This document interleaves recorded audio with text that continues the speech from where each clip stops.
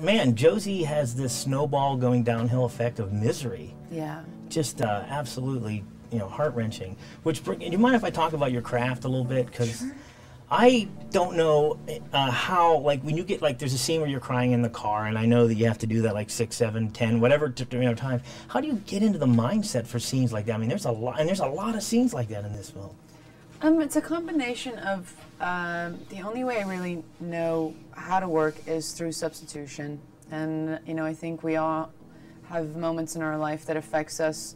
Maybe the circumstances are different, but the emotional effect is the same, and I draw upon those. Personalizing, I think, is the most powerful thing you can do as an actor. So, and then also just an understanding, or just really getting your head around the truth of the world and the culture and the people that you're dealing with, and really having an understanding of where they came from and what their circumstances are. And then it's a very organic process. Yeah. Are you able, though, to just, at the end of the day, to leave it on the set and not take it home with you? Or? It's very important. I'm very disciplined about that, because I love my work, but I love my life very much. So I'm very disciplined about it. I don't like bringing my work home with me.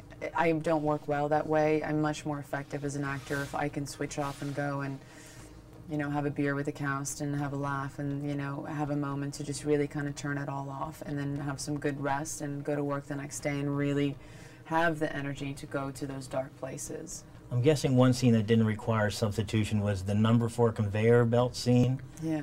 That was just scary to watch and uncomfortable to watch, but yet you were really up there. Can you talk about your decision not to want to go up there until it was the last moment? And then I did this a couple of times in the film.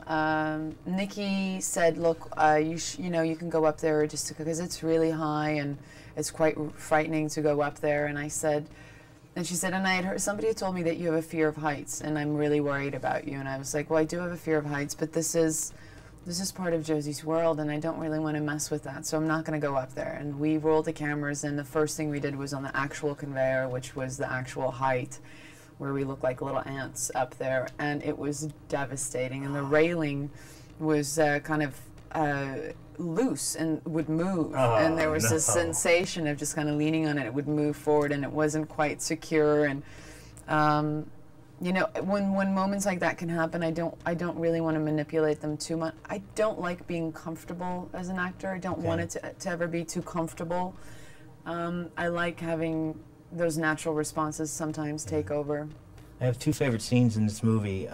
One of them was when your character's Josie's son comes home on the porch, and he never speaks, and it's just the mom talking to the son, and it was such a great moment.